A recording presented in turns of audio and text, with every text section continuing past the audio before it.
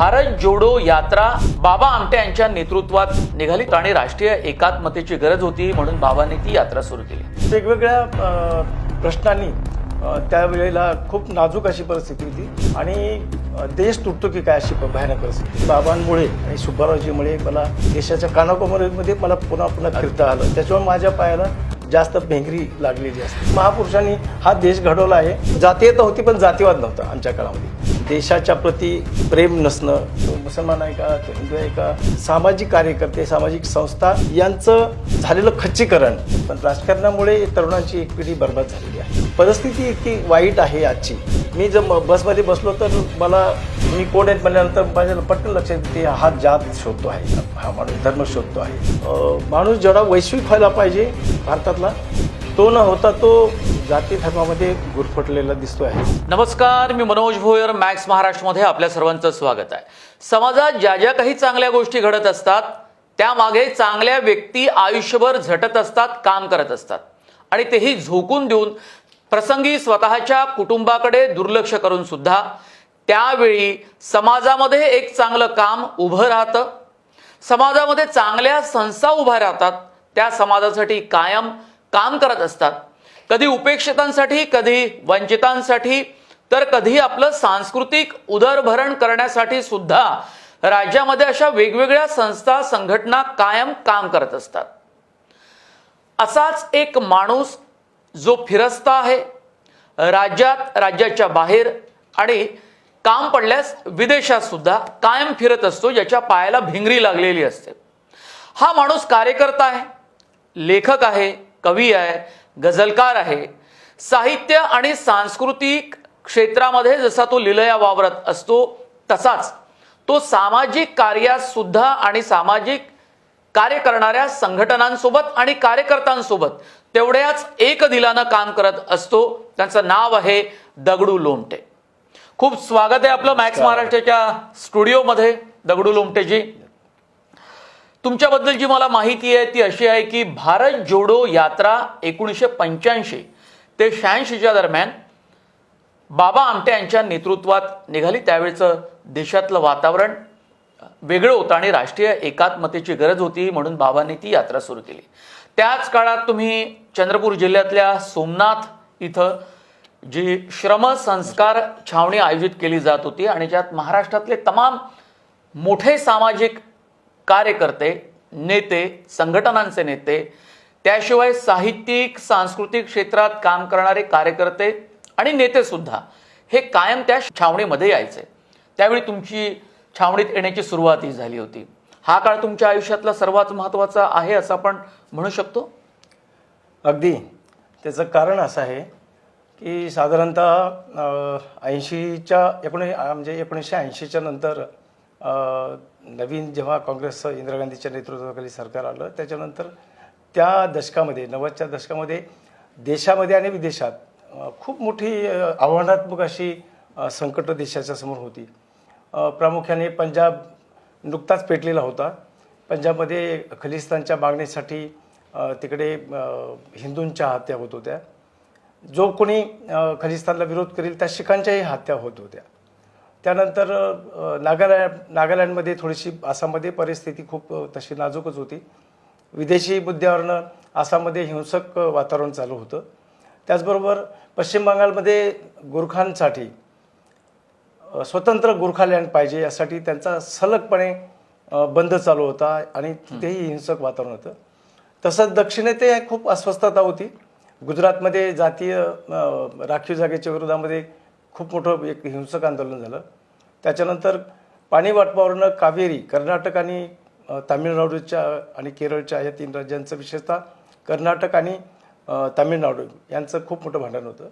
महाराष्ट्रामध्ये कर्नाटक आणि महाराष्ट्राच्या सीमेच्या संदर्भात आत्ता जेवढी तीव्र अस्वस्थता नाही त्याच्यापेक्षा जास्त अस्वस्थता त्या पिरियडमध्ये होती।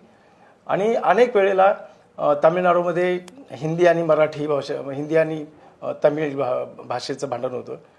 तमिळ लोक तिथले हिंदीला विरोध करत होते, हिंदी बोलण्याला विरोध करत होते। चित्रपटगृह जाळत होती जिथे हिंदी सिनेमे। अशा वेगवेगळ्या प्रश्नांनी त्यावेळेला खूप नाजूक अशी परिस्थिती होती आणि देश तुटतो की काय अशी भयानक परिस्थिती। कारण विशेषतः पंजाबमध्ये रोज 10-20 लोकांना गोळ्या घालून मारलं जात होतं. बसमधून विशिष्ट जातीच्या विशिष्ट धर्माच्या लोकांना वेगळं करायचं आणि त्याला गोळ्या घालायच्या. ट्रान्झिस्टर बॉम्ब जे स्फोट झाले दिल्लीत झाले, अमृतसरमध्ये, ही एक नवीन पद्धत तेव्हा आली होती. माझ्यासारख्या एका संवेदनशील माणसाला सुद्धा वाटत होतं की या देशाचं काय होईल आणि खरंच देश तुटेल का, ही अशी भयानक परिस्थिती. आणि केवळ जमिनीसाठी, केवळ आपल्या भाषेसाठी रक्तपात करून काहीतरी मिळवणं, ह्याला मी काही स्वातंत्र्य मानत नाही. मला त्या गोष्टीचं खूप दुःख होतं. आणि त्याच्यातच मग बाबा आमटेंचं नाव मी ऐकून होतो. पण एके दिवशी एक माणूस भारत जोडोचा बिल्ला लावून आमच्या आंबेजोगाईत आला. आणि मग मी त्याला विचारलं की भारत जोडोचा बिल्ला काय, कुठं तुटला आहे भारत जोडो करता. त्याने सांगितलं की मी बाबा आमटेंच्या आनंदवनातून आलेलो आहे, चंद्रपूर जिल्ह्यातला होता तो, आणि मी प्रचार करतो आहे भारत जोडोचा. तर म्हटलं कुठं जायचं आहे. ते म्हणे कन्याकुमारी, लाहोर. अरे लाहोरला कशाला. ते म्हणे बाबांची इच्छा आहे की पाकिस्तान आणि भारताचं पण आपण आत्मिक म्हणजे भावनात्मक जोडलं पाहिजे असं. पण आत्ता तरी जर सरकारने नाही परमिशन दिली ते कन्याकुमारी ते काश्मीर अशी यात्रा आपण काढू. आणि तेव्हा काश्मीरचाही प्रश्न इतका तीव्र नव्हता जेवढा नंतर झाला. तेव्हा इंदिरा गांधींनी, राजीव गांधींच्या तो कार्यकाळ सुरुवातीचा होता, इंदिरा गांधींच्या हत्येनंतरचा, आणि त्यांनी तिथलं काश्मीरमधलं सरकार बरखास्त केलं. आणि तिथे थोडीशी अस्वस्थता भारताच्या विरोधात, भारत सरकारच्या विरोधामध्ये होती. आणि त्याच्यातनं मग बाबा आमटेचा भारत जोडो यात्रा काढण्यात म्हणल्यानंतर मी जायची इच्छा व्यक्त केली. आणि बाबाचं एक छोटंसं एक स्लोगन होतं, ते नेहमीच नंतरही पुढे आलं की हात लगे निर्माण वे नाही मागणे नाही मारणे. ही वाक्य मला खूप भावलेलं होतं की जगामध्ये मारण्यासाठी, भीक मागण्यासाठी, कशासाठी हात पुढे केले जातात, उगारले जातात.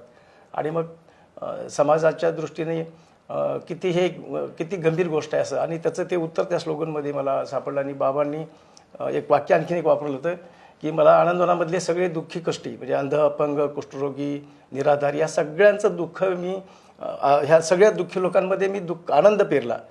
पण मी आनंदवनच्या बाहेर रस्त्यावर जेव्हा सभा झालो तेव्हा समाजाच्या दुःखानं मी सगळ्या ह्या पीडित लोकांमुळे, ह्या सगळ्या भयानक परिस्थितीमुळे माझ्या अंतःकरणाला, माझ्या मनाला खूप वेदना झाल्या, माझं मन खूप दुःखी आहे असं जे वाक्य होतं ते मला खूप टच करून गेलं. आणि मी ठरवलं की आपण बाबांच्या सोबत ज्या वेळेला जायला पाहिजे. त्याचं कारण दोन्ही होतं की ज्या माणसाने दुःख घेऊन फिरलं पाहिजे ते आनंद देत आहेत, आणि जी आनंदात माणसं आहेत ते सर्वत्र दुःखी दिसत आहेत, कुठल्या तरी संकुची वृत्तीला धरून काहीतरी मागतायत आणि काहीतरी त्यासाठी सगळे हिंसक.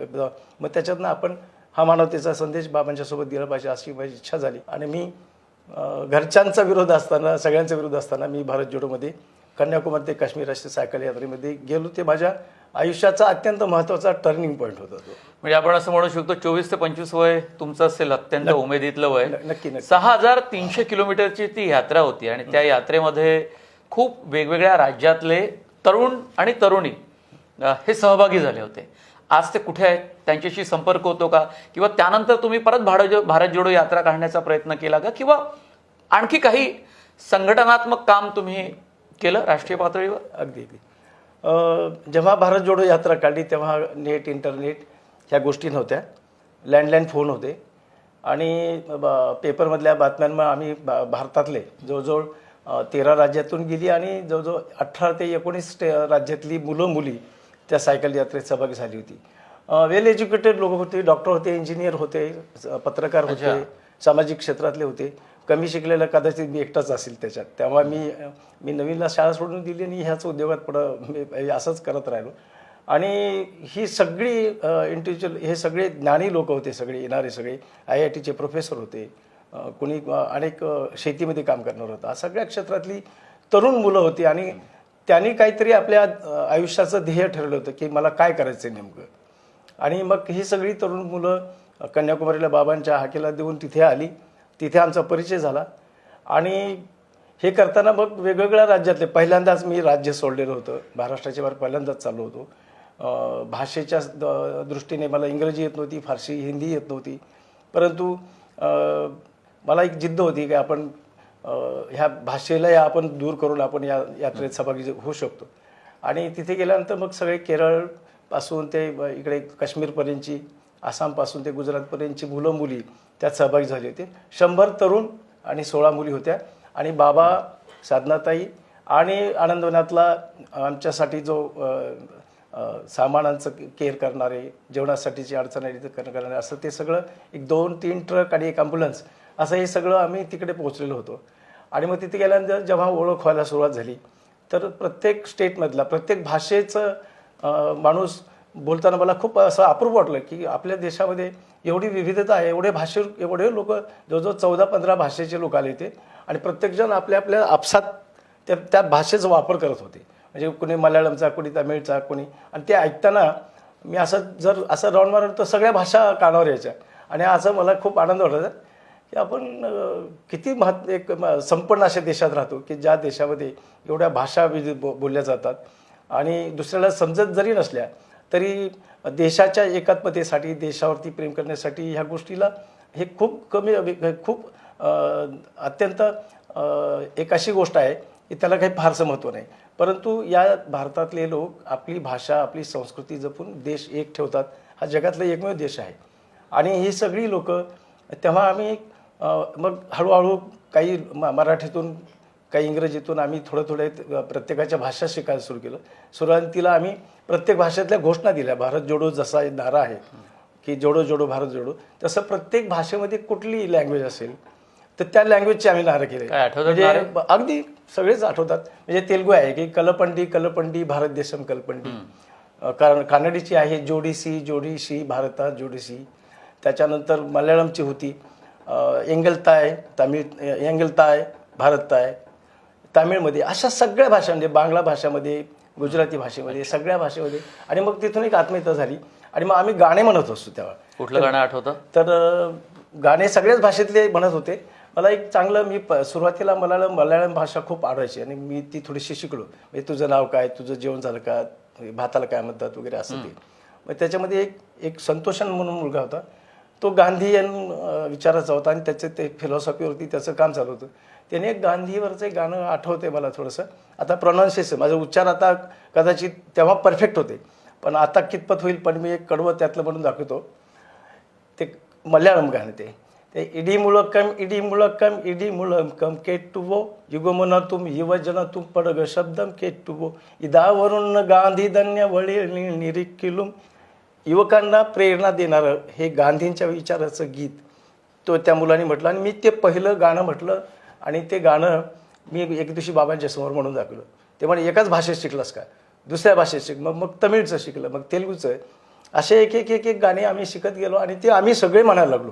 मराठी, कानडी, बंगाली, आसामी सगळेच लोक आम्ही ते सगळी गाणी. नंतर पुढं आम्हाला प्रत्येकजण आम्ही फावल्या वेळामध्ये ह्या भाषा शिकून घेत होतो, गाणे शिकून घेतो अशा पद्धतीने. आणि आताही जे सगळे भारत जोडोचे लोक आता 1985-86ला ते आपल्या आपल्या क्षेत्रात गेले, परत गेले.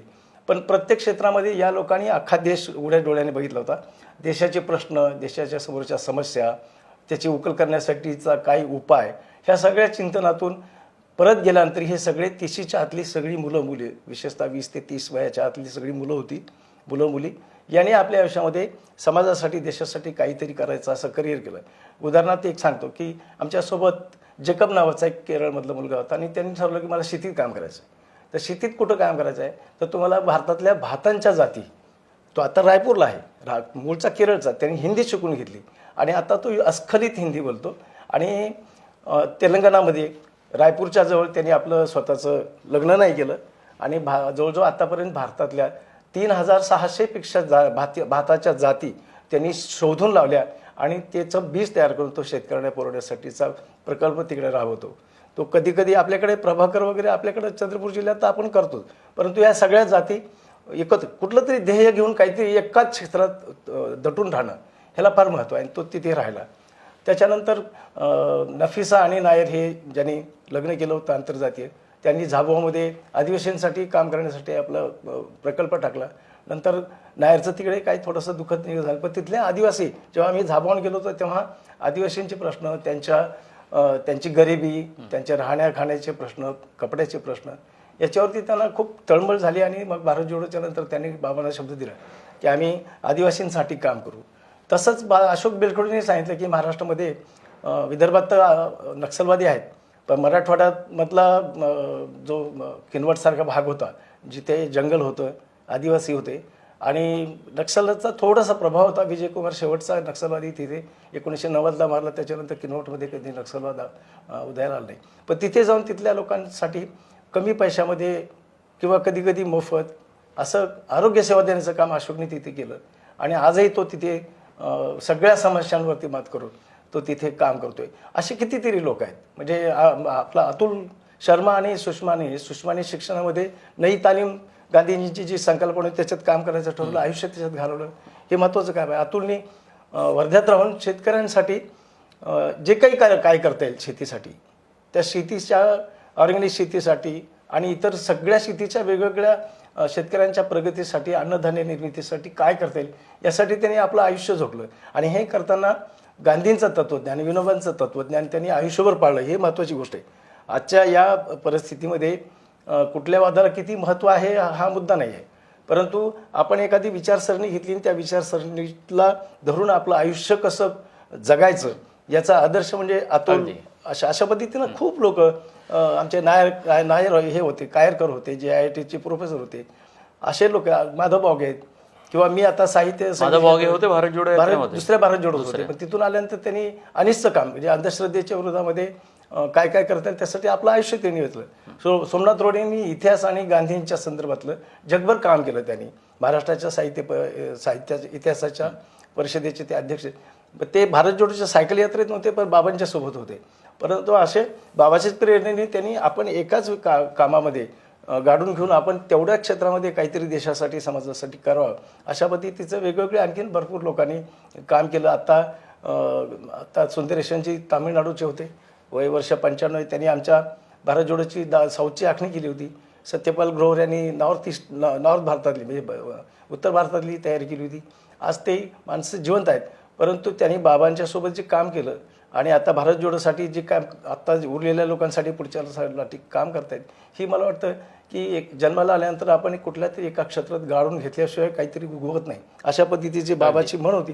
ही म्हण भारत जोडोच्या खूप लोकांनी सिद्ध केलेली आहे. हे या सगळ्या गोष्टी आठवत असताना म्हणजे तुम्ही आठवताय, मला आवर्जून एक आणखी गोष्ट आठवते आणि एका व्यक्तीचं नाव आठवतो जे हयात नाही आहेत. बाबा आमटे तर नाहीच आहेत, पण भाईजे SN सुब्बाराव. अनेक तामे एकता असा संदेश दिला. कित्येक भाषा भाईजींना अवगत होत्या आणि राष्ट्रीय मतात त्यांनी शिकवली, ती रुजवली, वाढीस लावली आणि त्यांचा सुंदर असा वेगवेगळ्या भाषांमधला गाण्यांचा कार्यक्रम असायचा. राष्ट्रीय युवा योजना याच्या माध्यमातून अनेक कार्यकर्ते घडवले, तयार केले, त्यांचा सहवास आपल्याला लाभला. सोमनाथच्या छावणीमध्ये सुद्धा ते बऱ्याच वेळा यायचे. मी सुद्धा त्यांना पाहिलं, अनुभवलंय. त्यांची आठवण, भाईजींची आठवण ही खूप एक संवेदनशील आठवण आहे. भाईजींना एक तर ते गांधी विचाराचे पक्के होते. दुसरी गोष्ट युवकांसाठी काम करायचं आणि ते लग्न न करता त्यांनी मरेपर्यंत आपलं देशाच्या राष्ट्रीय एकात्मतेसाठी, देशाच्याच नाही तर अखिल जगतामध्ये विनोबांचा जय जगतचा नारा जो होता त्याला जगामधल्या सगळ्या अनेक देशामध्ये जाऊन त्यांनी जय जगतचा नारा दिला आणि प्रत्येक देशामध्ये जाऊन गांधी, बुद्ध, विनोबा आणि युवकांसाठी त्यांनी एक मोठी चळवळ राबवली. त्यांनी प्रत्येक देशामध्ये त्या विंटरमध्ये जाऊन ते तिथे कॅम्प करायचे आणि तिथल्या लोकांना जगाच्या कल्याणासाठी भाषा, धर्म, भेद सोडून आपल्याला जगाचं हे जग कसं सुंदर करता येईल, या जगातली माणसं कशी सुंदर आणि समृद्ध होतील यासाठी त्यांनी आपलं आयुष्य वेचलं. आणि भारतामध्ये अधिकृत काय 18-19 भाषा राष्ट्रीय भाषा असतील, परंतु बोली आणि इतर भाषा 3000पेक्षा जास्त भाषा असतील या देशामध्ये. तेवढी संस्कृती आहे. तर ह्या सगळ्या भाषांना जोडण्यासाठी त्यांनी खूप मोठं काम केलेलं आहे.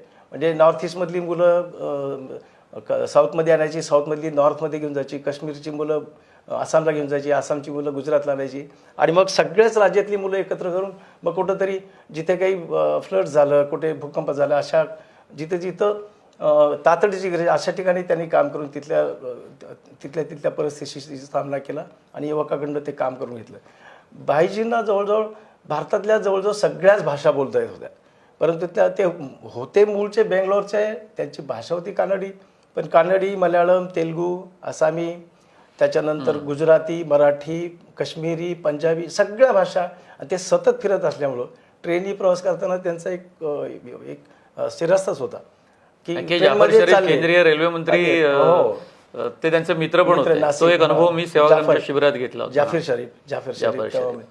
तर ते कॅम्प घ्यायचे आणि मग तिथल्या मुलांना सकाळी उठणं, स्वच्छता करायला लावणं, सर्व धर्म प्रार्थना करणं, एकमेकांच्या भाषा, दुसऱ्या लोकांना भाषा शिकवणं, आणि त्याचबरोबर जी संस्कृती आहे भारतातली, नुसती संस्कृती म्हणजे ती नाही, तर कपडा आहे, खाद्य आहे, चलन आहे, वागणं बोलणं, या सगळ्यामध्ये इतका फरक आहे या देशातल्या प्रत्येक जातीमध्ये, प्रत्येक आदिवासीमध्ये, प्रत्येक राज्यामध्ये.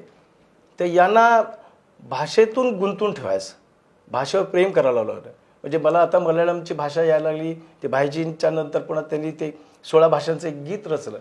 त्या गीतामध्ये सगळ्या भाषांनी मग ते गीत सादर करताना प्रत्येक राज्यातला वेश परिधान करून तो मुलगा येतो.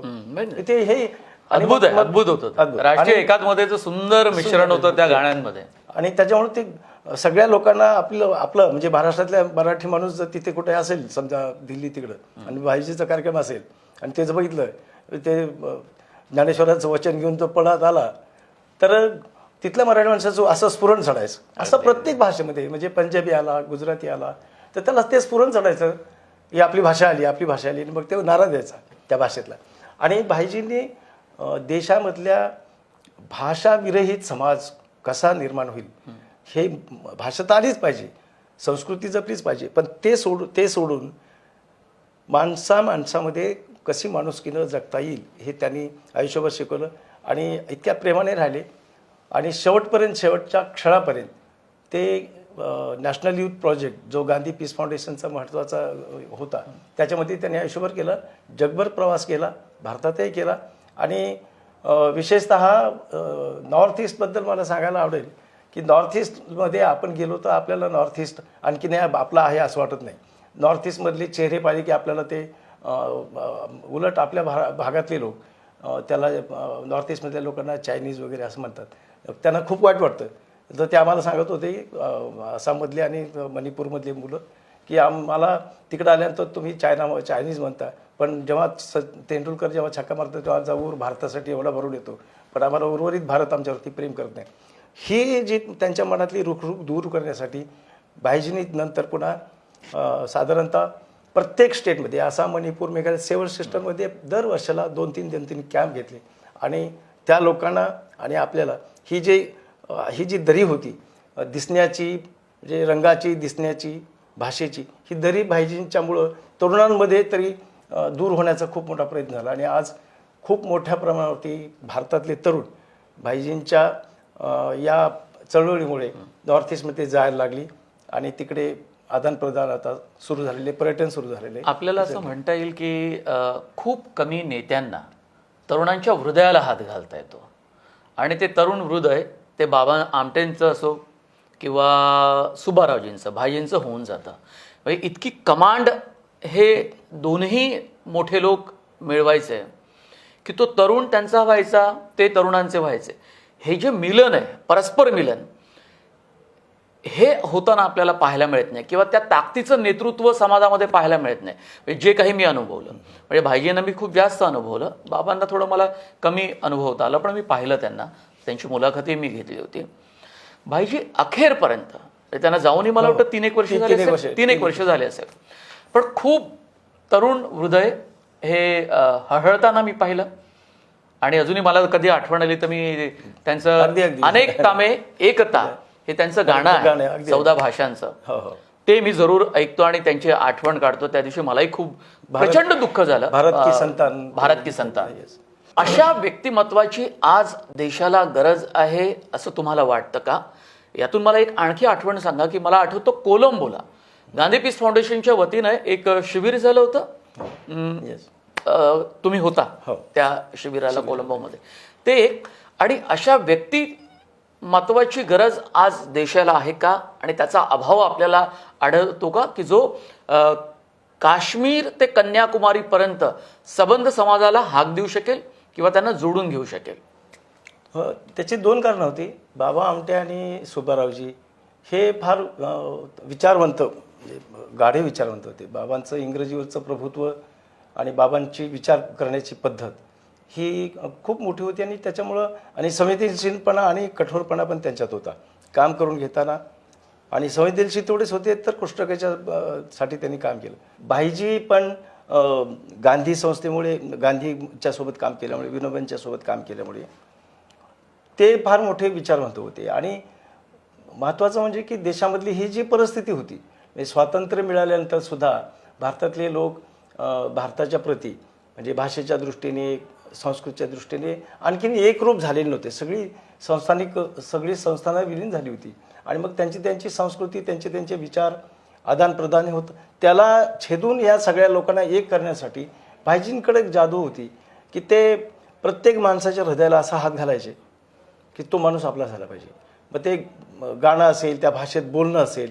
मग तुम्ही जर मराठी म्हणून कुठल्या प्रदेशात गेलात आणि एखाद्या तिथे कुठलीच भाषा चालत नाही म्हणजे फ्रान्ससारखा एक देश आहे आणि तिथे इंग्रजी चालत नाही आणि आपल्याला फ्रेंच बोलता येत नाही अशा ठिकाणी काय करू शकता आपण. पण एखाद्या वेळेला तुम्हाला तिथला एखादा फ्रेंच माणूस जर मराठीत बोलला तर तुम्हाला काय आनंद होईल. हे भाईजींचं होतं. भाईजींनी प्रत्येक भाषेमध्ये ह्या म्हणजे राष्ट्रीय एकात्मतेला ज्या गोष्टींमुळे धोका आहे त्याच्यातली पहिली भाषा आहे, दुसरा प्रदेश आहे आणि मग तिसरा धर्म वगैरे काय जे असेल ते असेल. परंतु या गोष्टीला तडा देऊन ह्या गोष्टीला छेद देऊन भाईजींनी गांधींचं विनोबांचं आणि बुद्धाचं प्रेम त्यांनी ओतलं आणि प्रत्येक माणसाच्या प्रत्येक युवकाच्या हृदयाला त्यांनी हात घातलेला आहे आणि तो असा घातला की तो आपल्याशी होईल आणि मग देशासाठी काम करेल अशा पद्धतीची एक जादूही त्यांच्याकडे होती. आणि मुख्य जी जादू त्यांच्याकडे होती ती भाषेची होती. भाषा आणि त्या मुलांची त्या वयात येऊन बोलणं म्हणजे भाईजींच्या समोर 3 वर्षाचा मुलगा आला तर भाईजी 3 वर्षाचे व्हायचे. भाईजी 90 वर्षाच्या म्हाताऱ्या माणसाकडे गेले तर भाईजी 90 वर्षाचे होते आणि भाईजी तरुणांच्या मध्ये आले तर भाईजी तरुण व्हायचे. ही जी त्यांची लोकांना आकर्षित करण्याची कला होती ही फार कमी लोकांना कळते कारण किंवा अवगत करता येते. आणि असं केलं तरच आपलं नातं जुळू शकतं. मी जर त्याच्यामध्ये जर दूर राहिलो दुरावा ठेवला मी तर आपण एकमेकाच्या हृदय आपल्या एकमेकाशी मिळू शकत नाहीत. मग ते कुठल्याही अंगाने विचाराच्या अंगाने संस्कृतीच्या अंगाने भाषेच्या खाद्यपदार्थ कुठल्याही अंगाने तो दुरावा कमी केला की आपोआप माणसं जवळ येतात आणि ती जादू भाईजीकडे होती. एक आणखी व्यक्तिमत्व आहे यदुनाथ काका थत्ते. त्यांची आठवण या निमित्तानं मला विशेष काढावीशी वाटते कारण तुम्ही दोघांच्या आठवणी सांगतायत.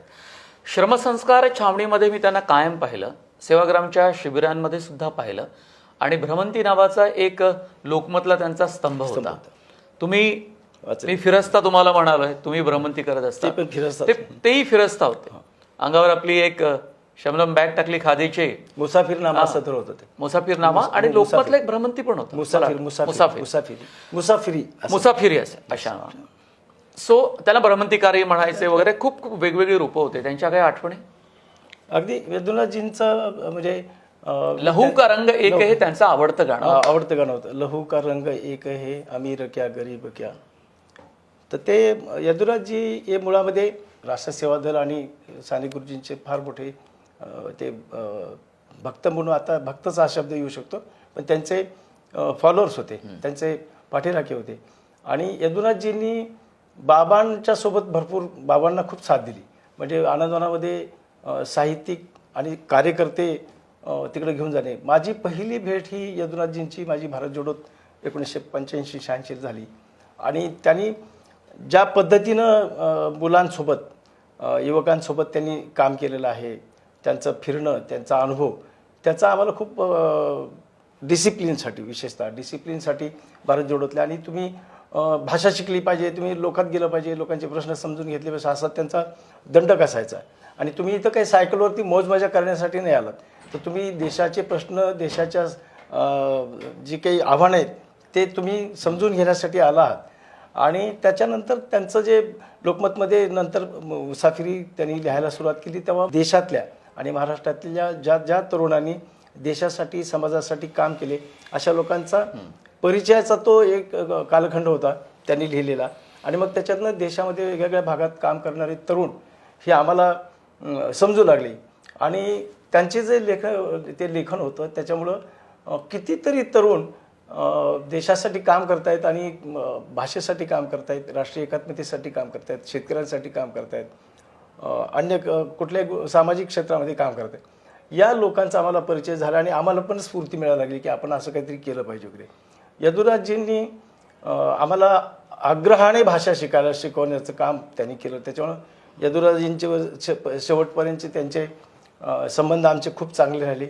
आणि दुसरी गोष्ट, आयुष्यभर जात धर्म याच्या विरोधामध्ये ते शेवटपर्यंत प्रामाणिकपणे झटले, झगडले आणि चळवळी चालवल्या, पत्रकारिता केली आणि लोकांच्यासाठी त्यांनी आपलं आयुष्य वेचलं आणि शेवटपर्यंत त्यांनी बाबांसोबत काम केलं. हे मला खूप अभिमानाची गोष्ट वाटते. आणि अशी माणसं समाजामध्ये असणं यासाठी आवश्यक आहे की पाण्यामध्ये जर गढूळ पाणी असेल तर नितळ, तो जो छोटासा प्राणी असतो तो पाणी नितळ करून देतो आणि स्वच्छ पाणी मिळतं. यदुनाथ थत्तेसारखी माणसं, सुब्बारावजी सारखी माणसं, बाबांसारखी माणसं ही असं पाणी स्वच्छ समाजातलं हे जे गढूळलेलं वातावरण आहे ते नितळ करण्याचं काम करतात. आणि अशा माणसांची गरज आहे आणि अशा माणसांची ओळख यदुनाथजींनी आम्हाला तेव्हा करून दिली. बरोबर. या निमित्तानं तुम्ही खूप तीनही मोठ्या व्यक्तिमत्वाच्या आठवणी जागा केल्या. आता हा सगळा वारसा घेऊन तुम्ही पुढे निघालात. तुमच्या आयुष्यात सुद्धा खूप वेगवेगळ्या संस्था, संघटना आल्या. अंबेजोगाईमध्ये यशवंतराव चव्हाण स्मृती समिती तुमच्या आहेत, त्या माध्यमातून खूप वेगवेगळे उपक्रम राबवले जातात. केवळ तुम्ही तिथे थांबत नाही तर राज्यामध्ये अशा असंख्य संघटना आहेत, सामाजिक, सांस्कृतिक आणि संगीत क्षेत्रात काम करणाऱ्या संघटना. या सगळ्यांना जोडून घेण्याचा तुमचा प्रयत्न असतो आणि अनेकांना तुमच्याशी जोडायचं असतं. आणि कधी एका जागी, एका शहरात तुमची वस्ती नसते, तुमचा पाय काही टिकत नाही. तुम्ही आज इथे असता तर उद्या तिथे. काय आहे दगडू लोमटेंचं हे व्यक्तिमत्व? म्हणजे मला खूप प्रश्न पडला, इतक्या वर्षांपासून मी तुम्हाला पाहतोय, पण मलाही हा संवाद केवळ माझ्यासाठी नाही, तुमच्या चाहत्यांसाठी आहे, तुम्हाला समजून घेणाऱ्यांसाठी आहे. तुम्ही ज्यांना ओळखता इतकी वर्ष, अनेक लोक तुम्हाला ओळखतात महाराष्ट्रामध्ये, अनेक साहित्यिक, मोठे कार्यकर्ते सामाजिक. तुम्ही इतक्या तळमळीनं सर्व ठिकाणी आपली उपस्थिती दर्शवण्याचा प्रयत्न करता, समरसून जाता. हे कोडं काय रसायन आहे? मी मगाचा एक मुद्दा राहिला त्याचं उत्तर देतो आणि मग ह्या प्रश्नाकडे येतो. जो कोलंबोचा जो गांधी पीस फाउंडेशनचा जो एक कॅम्प झाला होता, तर भाईजीने आम्हाला तिकडे घेऊन गेले होते. म्हणजे जो सार्क देशाचे लोक, म्हणजे राजकीय संबंध हे सरकारी पातळीवरती असतात, तर समाजातले प्रश्न आणि त्यांच्याशी जो काही सांस्कृतिक देवाणघेवाण करायची, नागरिकत्व समजून घ्यायचं आहे, देश समजून घ्यायचा, अशा लोकांसाठी नागरी पातळीवरती सांस्कृतिक आणि पीस फाउंडेशन असं ते शिबिर कोलंबोला झालं होतं आणि भाईजींनी मला खास तिथं नेलं होतं. आणि त्याच्यानंतर मग मला बाहेरच्या भाषा आणि बाहेरच्या देशसुद्धा तिथे माणसंच असतात, ते जे आपल्या अवतीभोवतीच्या देशांच्या सोबत आपले खूप चांगल्या पद्धतीचे रिलेशन राहिले पाहिजेत, अशा पद्धतीचं त्यांनी ते तसे कॅम्प भूतानला घेतला, मालदीवला घेतला, श्रीलंकेत घेतला, नेपाळला घेतला, भारतात आहे. आणि नंतर हा जो प्रश्न आहे की दगडू लोमटे, तर बाबांसोबत काम केल्यामुळं आणि सोमनाथला जो शिबिर झालं 1986, त्या शिबिरामध्ये आम्हाला इतक्या गोष्टी शिकायला मिळाल्या. मोठी शिबिरार्थी जे यायचे, ते शिबिरार्थी नंतर महाराष्ट्राच्या आणि देशाच्या कानाकोपऱ्यामध्ये त्यांनी खूप मोठं काम केलेले. कुमार सत्रेश असतील, अनिल अचट असतील, असे कितीतरी नावं तुम्हाला घेता येतील की जी माणसं बाबांच्या श्रमसंस्कार छावणीत, सावजी असतील, इव्हन डॉक्टर दाभोळकर असतील, असे कितीतरी, श्याम मानव असतील, असे कितीतरी नावं घेता येतात. आणि ही नावं घेताना त्यांचं प्रेरणास्थान हे बाबा आमट्यांचं सोमनाथ श्रमसंस्कार शिबिर असतं. तिथं आम्ही हे सगळं अवगत केलं. त्या शिबिरामध्ये आम्ही माणूस म्हणून कसं राहायचं आणि काय केलं पाहिजे, अशा पद्धतीचं कामाची शिस्त, वेळेची मर्यादा आणि नियोजनाचा सगळा आराखडा आम्हाला सोमनाथच्या शिबिरामध्ये शिकायला मिळाला. आम्ही 7 दिवस तिथे होतो. तर 7 दिवस म्हणजे आमच्यासाठी आयुष्याचा एक महत्त्वाचा टप्पा हे सगळ्यांच्याच आयुष्यामध्ये सोमनाथ शिबिर राहिलेले. आणि सोमनाथच्या शिबिरातूनच नंतर कोणीतरी मोठी माणसं झालेली. तर त्याच्यामध्ये तिथून मग मला साहित्याची आवड निर्माण झाली, तिथून संगीताची आवड निर्माण झाली.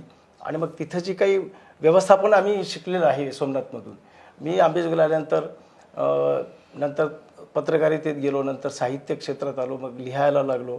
आणि संगीतही माझं स्वतःचं मत असं आहे की 100 माणसं जर 100 कामं करत असतील ते माणसं आहेत, तर एकाच माणसाला 100 का काम जमू नये, त्यासाठी काय करायला पाहिजे.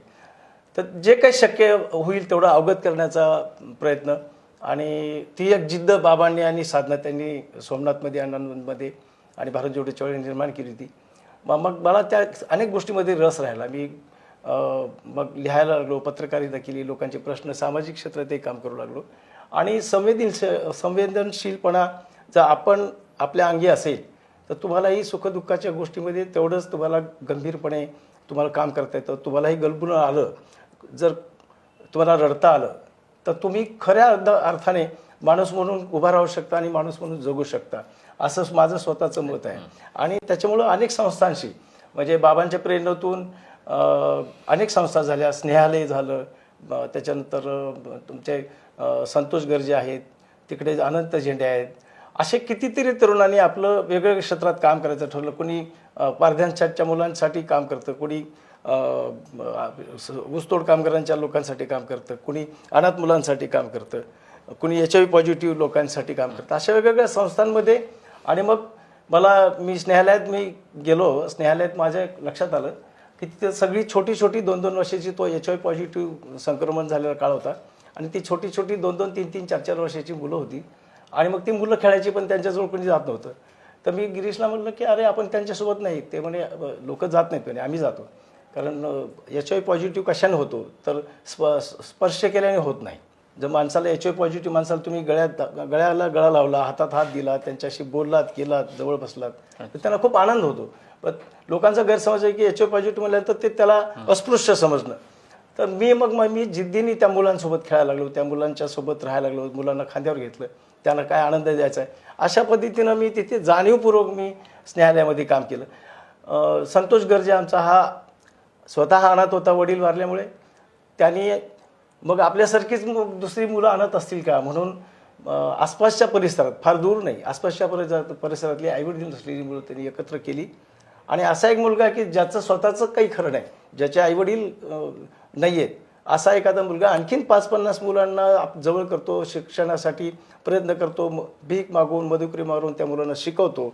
अशी मुलं पुढं बाबांच्या आणि यदुराजांच्या या सगळ्या मुशीतून तयार झाल्याने माझा आज संतोष गर्जेसारखा मोठा मुलगा, हा मुलगा आता स्वतः जवळजवळ 150 मुलांचा तो बाप आहे. इतकी मुलं त्यांनी शिकवली, आता ती मोठी मुलं झाली, कुणी डॉक्टर, इंजिनियर होतं. ही खूप महत्त्वाची गोष्ट आहे. ऊसतोड कामगारांसाठी दीपक तिकडे काम करतो आहे, किंवा दीपक नागरगोजे त्याचंही त्या क्षेत्रामध्ये खूप, म्हणजे बीड जिल्ह्यातल्या एका दुर्गम भागामध्ये हे सगळे बीड जिल्ह्यातले जे ऊसतोड कामगारांची मुलं आहेत त्यांच्यासाठी बीड जिल्ह्यात खूप मोठ्या प्रमाणावरती वेगवेगळं काम चालतं. कारण हे सगळे बैलगाडीने तिकडे ऊसतोडाला जातात आणि घरी म्हातारे आणि छोटी मुलं राहतात. त्यांचा शिक्षणाचा प्रश्न निर्माण झालेला होता. मग अशा वेळेला या मुलांना निवासाची व्यवस्था करून त्या मुलांना शिकवणं हे खूप महत्त्वाची गोष्ट. आणि त्यासाठी बीड जिल्ह्यातले जवळजवळ 6 लाख मजूर हे ऊस तोडणीसाठी बाहेर जातात, आणि गावाकडं फक्त ही छोटी मुलं आणि म्हातारे राहतात. त्या म्हाताऱ्यांसाठी काही जेवणाची व्यवस्था करणं आणि ह्या मुलांना आपल्या शाळेत ठेवणं, अशा पद्धतीचे अनेक उपक्रम मानवलकसारखी संस्था करते, किंवा बीड जिल्ह्यातल्या अनेक संस्था करतात. परंतु त्यांच्या शिक्षणासाठी मध्यंतरी जे आत्महत्याचं सत्र बीड जिल्ह्यामध्ये झालं, त्या आत्महत्याग्रस्त शेतकऱ्यांना मदत करण्यासाठी नाम फाउंडेशनची निर्मिती झाली. त्याच्यातून काही जे अनाथ मुलं मिळाली, ती अनाथ मुलं ही त्या ठिकाणी शिकली. अशा वेळी अनंत झेंडे नगरमध्ये काम करतोय, असे कितीतरी, सावजी सर आहेत तिकडे, अशोक बेलखोडे आहे, हे सगळी मोठी काय लोक हे काम करत आहेत. आणि या लोकांमध्ये, या वंचित दुःखी लोकांच्या मध्ये जो आनंद पेरण्याचं जे एक महत्त्वाची प्रेरणा आहे ती बाबा आणि बाबांचं सामाजिक काम जे जागतिक पातळीवरती ती त्यांचं प्रेरणा आहे. आणि अशी संवेदनशील माणूस जोपर्यंत संवेदनशील आहेत तोपर्यंत समाजामध्ये दुःखी कष्टी लोकांना आधार मिळू शकेल. अगदी सामाजिक क्षेत्रात जसं काम करतात तेवढाच तुमचा वावर साहित्यिक क्षेत्रातही असतो. संगीत उपक्रम तुम्ही अंबेजोगाईमध्ये तुमच्या संस्थेतर्फे आणि वेगवेगळ्या संस्थेतर्फे तुम्ही करता.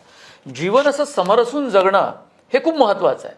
म्हणजे आपण बघतो की काही गांधीवादी आहेत ते अत्यंत स्टिरिओटाईप अगदी. जगणं असतं, विचार असतो. आणि त्यांना दुसरं समाजामध्ये ज्या ज्या काही चांगल्या गोष्टी आहेत, ज्या चिरंतन आहेत, ज्याच्यामुळे समाज समृद्ध होतो खऱ्या अर्थानं, या गोष्टीकडे फारसे ते डोकावून बघत नाही किंवा त्यांना रस नसतो. म्हणजे तुम्ही या सगळ्या मुशीत वाढलात, वावरला, तुमचं व्यक्तिमत्व समृद्ध झालं, वाढलं, तुम्ही ते जाणीवपूर्वक त्या पद्धतीनं जोपासलं. पण या सगळ्या गोष्टींमध्ये तुमचा असलेला रस, तुमचा वावर हा मोठा एक कौतुकाचा विषय. म्हणजे अखिल भारतीय मराठी साहित्य संमेलनात गझल कट्टा असेल, तिथे अत्यंत कमिटेडली पूर्ण 2-3 दिवस तुमची उपस्थिती, मग बाकी तुम्ही दुसरीकडे कुठेही जाणार नाही. आणि त्यावेळेला कुठलाही सामाजिक उपक्रम नसेल किंवा वर्ध्यातल्या कुठल्याही तुम्ही संघटनेच्या कार्यकर्त्याला तुम्ही भेटणार नाही. हे काय आहे? मुळामध्ये मला साहित्याची आवड होती.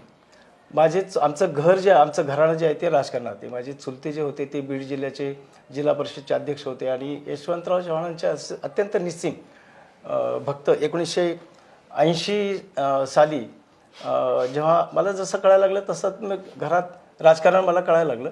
आणि मग त्यांनी यशवंतराव चव्हाण यांचं जे हे आहे व्यक्तिमत्व आहे, हे फार संवेदनशील असा माणूस होता आणि सुसंस्कृत माणूस. राजकारणामध्ये सुसंस्कृतपणे शब्द राजकारणी वापरायचं हे फार धाडसाच होईल होता. परंतु यशवंतराव चव्हाण हे अत्यंत सुसंस्कृत यासाठी की त्यांनी कलेसाठी त्यांचं स्वतःचं योगदान आहे. साहित्य अत्यंत ते स्वतः वाचायचे, स्वतः लिहायचे, प्रत्येक लेखकाला ते उत्तर द्यायचे. लावणी असो की भावसंगीत असो, हे सगळं त्यांनी फार आपुलकीने, म्हणजे असं दिखाव्यासाठी नाही, तर त्यांनी हे सगळं रसिकता त्यांनी जागवली होती, केली होती. आणि साहित्यामध्ये त्यांची विशेषतः संगीतामध्ये अभिरुची होती. शेतकऱ्यांच्या प्रती त्यांची संवेदना होती. आणि असा एक माणूस जो सगळ्या महाराष्ट्राच्या समस्या जाणून होता, परंतु कधीही असं कठोरपणे निर्दयपणे ते महाराष्ट्रात वागले नाही. अशा पद्धतीचं एक सुसंस्कृत राजकारणी म्हणून त्यांचं व्यक्तिमत्व होतं. आणि माझे चुलते त्यांचे भक्त होते.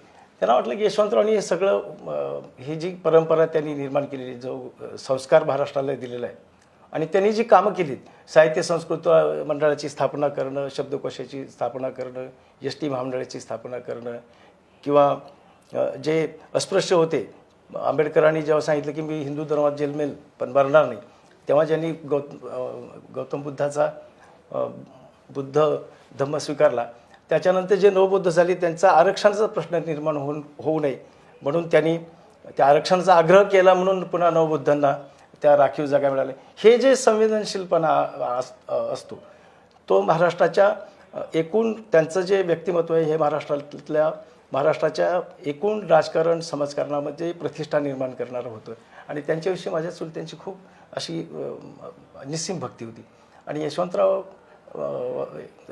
यशवंतरावांच्या जाण्यापूर्वी वेणुताईंचा जे मृत्यू झाला होता, त्या मृत्यूने यशवंतराव खूप खचलेले होते. इतका संवेदनशील माणूस की नंतर वेणुताई गेल्यानंतर त्यांनी काही राजकारणामध्ये फारसा इंटरेस्ट घेतला नाही आणि इंदिरा गांधीच्या हत्येनंतर ते पूर्ण खचले आणि 1 महिन्यानंतर त्यांचा मृत्यू झाला. माझ्या चुलत्यांनी, भगवंतराव लोमटेंनी बीड जिल्ह्यामध्ये यशवंतरावांनी जे हे काम उभं केलेलं आहे, महाराष्ट्राला जी एक नवी दिशा दिलेली आहे, साहित्य संस्कृती समाजकारणामध्ये जो आदर्श केला, तो कायम आपल्या समाजामध्ये टिकला पाहिजे म्हणून त्यांनी यशवंतरावच्या नावाने एक संस्था स्थापन केली. आणि त्याच्यामध्ये यशवंतरावला ज्या ज्या गोष्टीत रुची होती, शेती, साहित्य, संगीत, ललित कला, लोककला, या सगळ्यांचा अंतर्भाव असलेला एक कार्यक्रम त्यांनी आम्हाला सांगितलं की तुम्ही हे 3 दिवस कार्यक्रम करा. आणि 1986ला पहिला कार्यक्रम त्यांनी 3 दिवसाचा केला आणि आज 40 वर्ष होतात त्या महोत्सवाला, यशवंतराव चव्हाणांच्या महोत्सवाला अंबेजोगाईमध्ये. आणि मग मी आनंदवनात आणि हेमलकेशामध्ये आणि विशेषतः सोमनाथच्या शिबिरामध्ये मी व्यवस्थापनाचं जे मी शिक्षण घेतलं, मला जे आपोआप मला जे काही ज्ञान मिळालं, मला काहीतरी त्यातनं घेता आलं, त्या सगळ्या गोष्टीचा माझ्या त्या कार्यक्रमात नियोजन करायला लागलो. आणि मग हे करत करत मला साहित्याची पुस्तक वाचण्याची आवड तर होतीच पूर्वी, पण त्याच्यानंतर मला साहित्याची आवड निर्माण झाली. थोडंसं संगीत, शास्त्रीय संगीत मी काही काळ शिकलो होतो. फोटोग्राफी पण मी शिकण्यासाठी कुठं नाही गेलो, मला जे जे दिसते ते आत्मसात करून घेण्याची माझी सवय आहे. तर मी शास्त्रीय संगीतही शिकून घेतलं. आणि मग माझ्या चुलत्याने मला सांगितलं की आता हे तुला आयुष्यभर काम करायचं आहे. त्याच्यामुळं महाराष्ट्रातल्या सगळ्या साहित्यिकांना, आमच्याकडे यशवंतराव हे राजकारणात जरी असले तरी यशवंतराव चव्हाण स्मृती समारोह जो अंबाजोगाईला होतो त्याच्यामध्ये आम्ही एकाही पुढाऱ्यांना आम्ही बोलवत नाही. त्याचं कारण असं की तो राजकारण विरहित तो कार्यक्रम द्यायचा होता. फक्त सांस्कृतिक सामाजिक क्षेत्रामधल्या लोकांनाच बोलून तो करायचा होता. तर पत्रकारितेच्या क्षेत्रातले, साहित्याच्या क्षेत्रातले, महाराष्ट्रातले यदी फडकेपासून साधारण नरभोलिमेपासून अनिल अवचटांपासून ते आत्ताच्या ह्यांच्यापर्यंत संजय आवटेपर्यंत ही सगळी पत्रकारी क्षेत्रातली लोक आणि साहित्य क्षेत्रातली लोक आम्ही उद्घाटन समारंभ बोलवतो. आणि शास्त्रीय संगीत त्याच्यामध्ये उद्घाटन समारंभ, त्याच्यानंतर कवी संमेलन, त्याच्यानंतर लहान मुलांसाठी आत्तापासूनच त्यांच्यावरती कलेचं संस्कार व्हावे म्हणून चित्रकला स्पर्धा त्यांच्यासाठी, आणि त्यांच्यासाठी बालनयन मेळावा, युवकांसाठी एक परिषद, महिलांसाठी त्यांच्या प्रश्न समजून घेण्यासाठी परिषद. आणि ह्याच्या तारखा आमच्या 25, 26, 27 अशा 3 दिवस तारखा फायनल असतात. आणि 26, 27ला शास्त्रीय संगीताची मैफिल असते. 27 तारखेला शेतकऱ्यांसाठी शेतकरी परिषद. आणि मग मराठवाड्यातले जे साहित्य, संगीत, शिक्षण आणि असा युवक, ज्या युवकांनी महाराष्ट्र आणि देशाच्या पातळीवरती काम केलेले अशा लोकांसाठी युवक पुरस्कार, असे 4 पुरस्कार. आणि मग एक पुन्हा 2 पाहुणे बोलवायचे. यामुळे काय झालं की हे जी भाषणं होतात ते भाषणं ऐकून ऐकून मला साहित्याची अधिक आवड निर्माण झाली. आणि कवी संमेलनामधले जे कवी आहे ते कवी ऐकून मला म्हणजे मला माझं कवी पण जागं झालं. मी त्या कार्यक्रमाच्या प्रेरणेतून मी कविता करायला लागलो. पांगलेल्या प्रार्थना हा 2 वर्षापूर्वी मी तो प्रकाशित केला. पत्रावरती एक पुस्तक, पत्रावरती. तर यशवंतराव चव्हाणांच्या त्या कार्यक्रमामध्ये जेवढी काही माणसं आली, म्हणजे शास्त्रीय संगीतातली दिग्गज माणसं आली, साहित्य क्षेत्रातली पण ही सगळी कलावंतांना एवढ्या सगळ्या मोठ्या गोतळ्यामध्ये राहायचा माझा खूप चांगला योग आला. प्रत्येक म्हणजे यदी फडकेसारखा माणूस, अरुण टिकेकरसारखा, अरुण साधू असतील, प्राचार्य शिवाजीराव भोसले असतील, निर्मल कुमार फडकुले, महानोर, अरुण म्हात्रे, फमू शिंदे, कोतापल्ले सर, महाराष्ट्रातले इवन विवा शिरवाडकरांनंतर तर भारत जोडो चळवळीचा आम्ही नाशिकला भेटलो होतो. आमचे प्राचार्य राम शेवाळकर, हे सगळी दिग्गज मंडळी यांना जवळून बघण्याचा, संयोजक म्हणून जवळून बघण्याचा, प्राचार्य शिवाजीराव भोसले, त्याच्यानंतर संत साहित्याच्या यशवंत पाठक, अशा कितीतरी लोकांना. आणि संगीतामध्ये कवीमध्ये तर सगळे नारायण सुरेंपासून आमच्याकडे कवी आले, फुटाणे, फमू शिंदे, त्याच्यानंतर अशोक नायगावकर, नलेश पाटील. आणि मग हे सगळे कवी आल्यामुळं या कवींमध्ये राहायचा योग आला. आणि मग ते एक संस्कार होतो आपोआप. तुम्ही ज्या संस्कारात राहता, संस्काराच्या जवळ राहता, तर त्याचा काहीतरी थोडासा तुमच्यावरती परिणाम होतो. मग मला अधिक त्याच्यामध्ये खूप इंटरेस्ट यायला लागला. आणि 1983ला जे अखिल भारतीय मराठी साहित्य संमेलन झालं होतं, तिथे सुरेश भटांची, तेव्हा गझलेला खूप विरोध होता. गझल ही रला र टला ट लावून केली जाते, परंतु अखिल भारतीय मराठी साहित्य संमेलन जे अंबाजोगाईत झालं त्याच्यामध्ये सुरेश भटांची 3 तासाची स्वतंत्र मैफल साहित्य संमेलनामध्ये झाली. आणि पहिलं व्यासपीठ अंबाजोगाईने त्यांना मिळवून दिलं.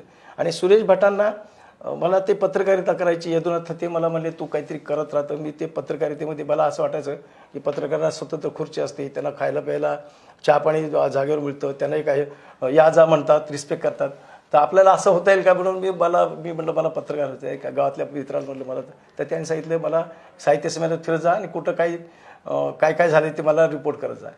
पण मी त्या पत्राचं जे मला ते काही कार्ड मिळालं त्याचं मी फक्त स्टेजच्या समोर बसून कार्यक्रम ऐकण्याचा फायदा फक्त घेतला. आणि सुरेश भटांची 3 तासाची मैफल मी समोर बसून ऐकली. त्यांची गझल सादर करण्याची शैली, त्यांचं एकूण गझलेमधलं व्यतीत केलेलं आयुष्य, आणि गझलेमध्ये त्यांनी जो जीव ओतून सुखदुःखाच्या गोष्टी, समाजाच्या, प्रेमाच्या सगळ्या ज्या काही केलेल्या आहेत, आपल्या स्वतःला आलेले सुखदुःखाचे अनुभव त्यांनी जे त्याच्यामध्ये शेअर केले, तर गझल मला खूप आवडायची.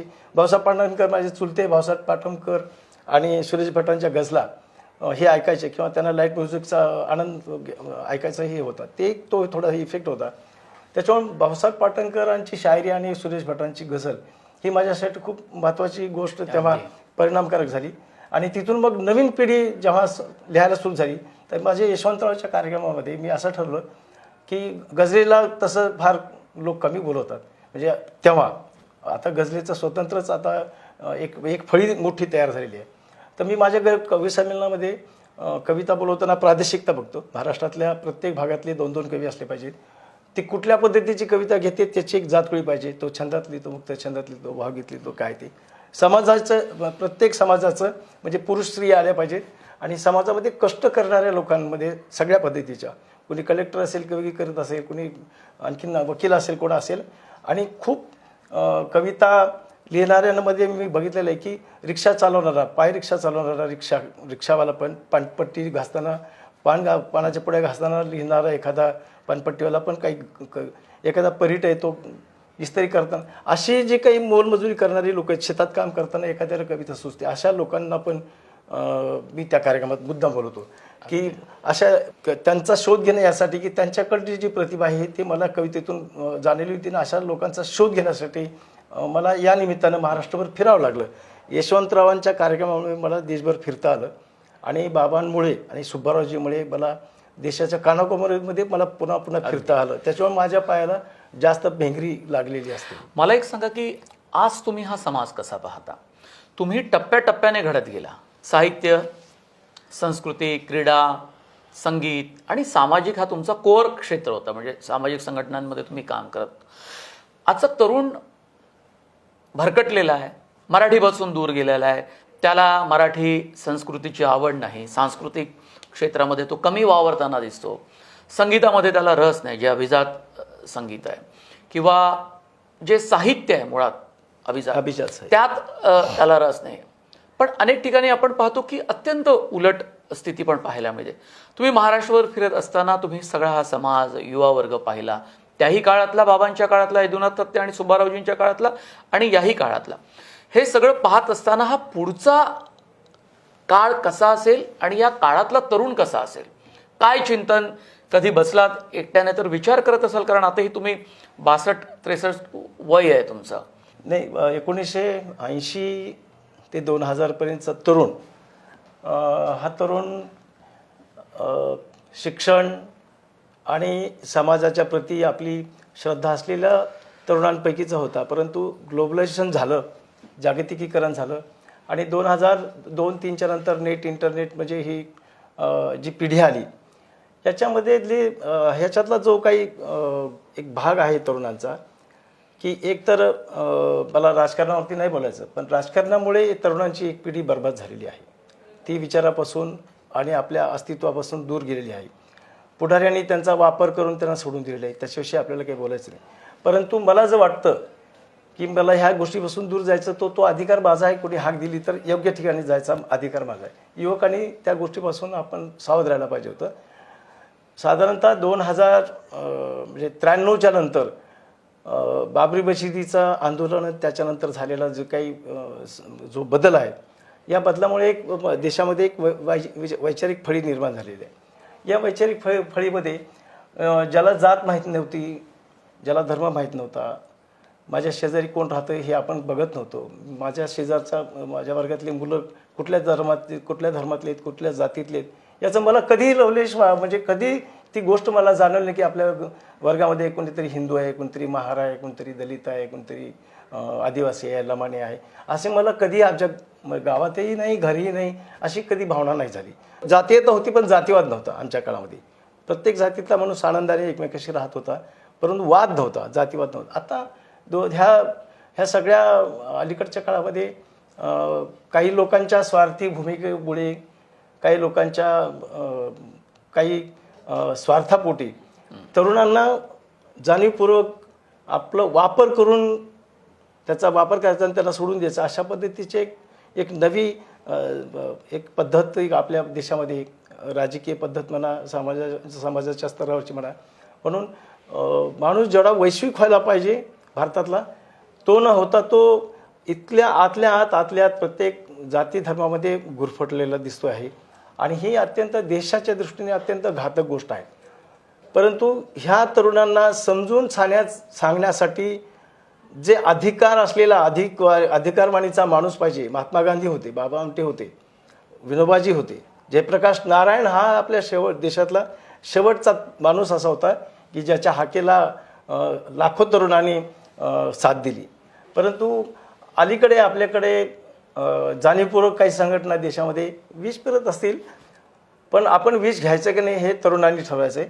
परंतु परिस्थिती इतकी वाईट आहे आजची की मी जर बसमध्ये बसलो तर मला तुम्ही कोण आहेत म्हणल्यानंतर माझ्या पटकन लक्षात येते हा जात शोधतो आहे, हा माणूस धर्म शोधतो आहे.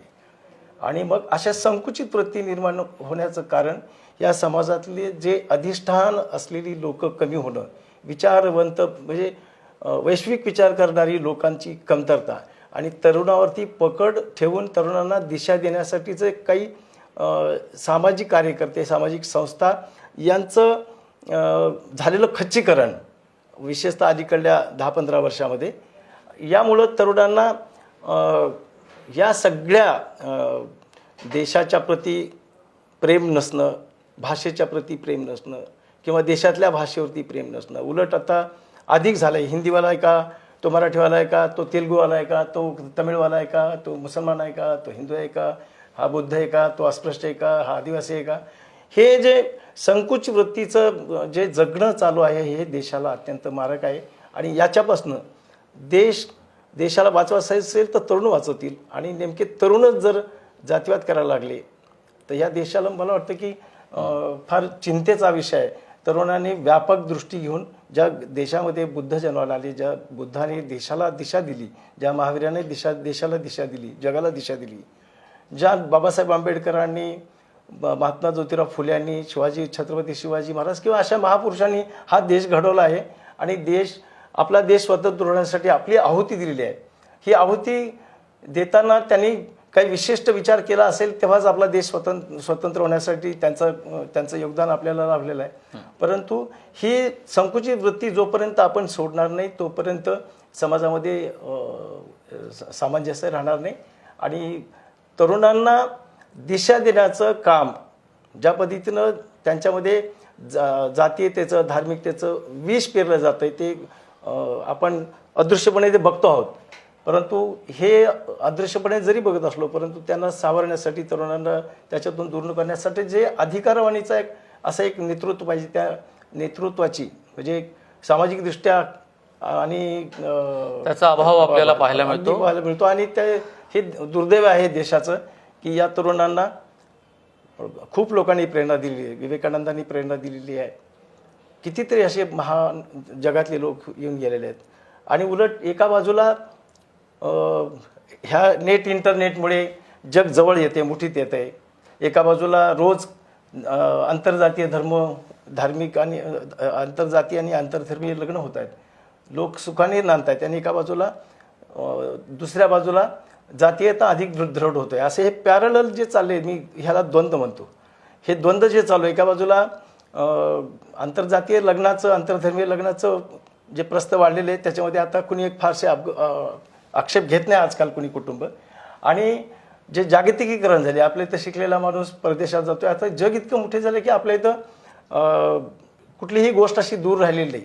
तरी परंतु अशा परिस्थितीमध्ये जगातली एवढी दालनं उघडी असताना सुद्धा जगामध्ये एवढा रोजगार उपलब्ध आहे, जगात तुमच्याकडे जर टॅलेंट असेल तर तुम्हाला कुठेही संधी मिळू शकते.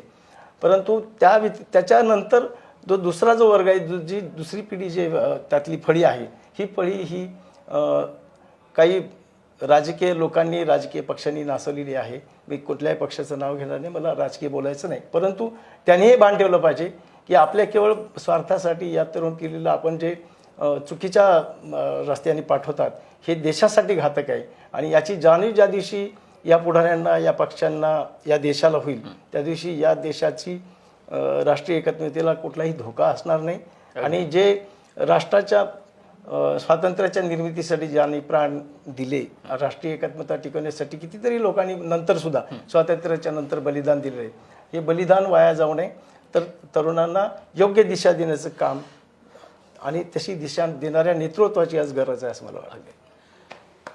खूप धन्यवाद मॅक्स महाराष्ट्राच्या स्टुडिओत येऊन जे तुम्ही संवाद साधला, मनमोकळ्या गप्पा मारल्या.